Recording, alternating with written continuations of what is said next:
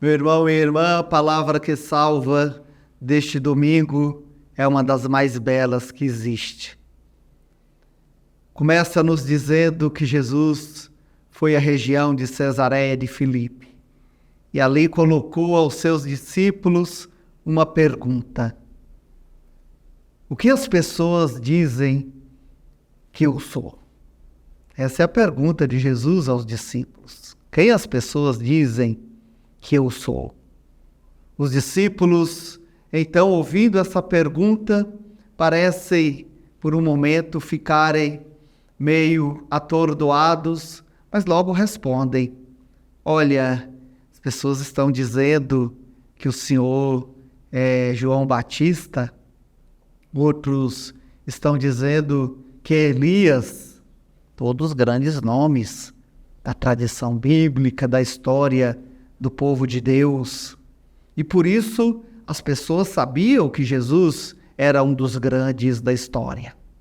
Jesus era um dos grandes da história da salvação, um grande profeta. Mas essa resposta rápida, que vale para aqueles que não conhecem Jesus, até que aceita. Mas Jesus quer que os seus discípulos, e por fim nós também, quer que entendamos melhor, quer que desçamos mais a fundo. Por isso mesmo, Jesus continua perguntando: está bem, aqueles dizem isso, mas e vocês? Quem vocês dizem que eu sou? Vocês que estão comigo, vocês que caminham comigo, vocês que já aprenderam tanto, já viram os milagres, quem vocês dizem que eu sou? Jesus quer saber a nossa resposta, a minha, a sua. Responder a essa pergunta é fundamental para que consigamos entrar no caminho endireitado que nos leva à vida eterna, à salvação e à construção do reino. Pedro então tomou a palavra e disse: tu és o Messias, Filho de Deus. Agora é diferente. Jesus não é um profeta como outros profetas, não é mais um grande pregador de uma religião. Pedro reconhece e fala em nome de todos nós: tu és o Messias, o Filho de Deus, aquele que deveria vir. E Jesus responde a Pedro, se dando por contente com essa resposta: eu te digo que tu és Pedro, e sobre esta pedra hei de edificar a minha igreja. A resposta de Pedro é suficiente para Jesus.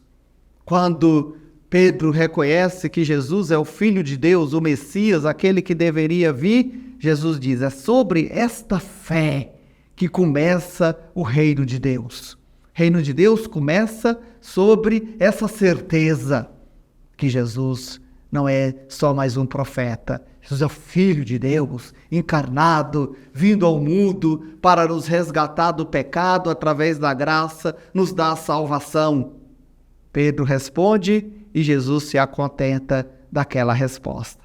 Mas nós ainda precisamos ser mais assertivos. Não basta falar com a boca, precisamos crer em nosso coração, porque disso vai derivar muitas outras coisas.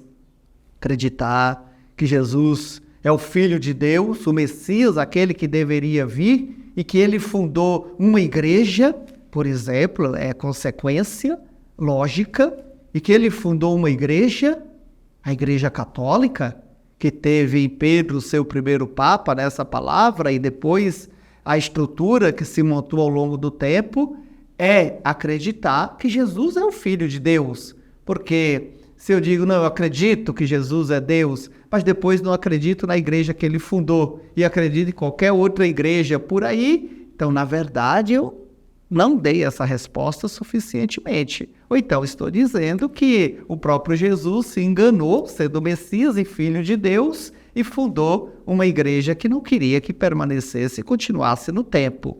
Então, meu irmão, minha irmã, ainda precisamos dar essa resposta de modo a que Jesus se convença e a nossa fé fique justificada. Tu és o Filho de Deus, o Messias, tudo o que tu fizestes, nós seguiremos até o fim dos tempos. Assim como disse Pedro mais tarde, quando Jesus perguntou se eles também não queriam ir embora, Pedro falou: para onde, Senhor? Só tu tens palavras de vida eterna. Então, Pedro leva até o fim essas consequências da resposta que deu assertiva de que Jesus era o Filho de Deus. Agora é a nossa vez.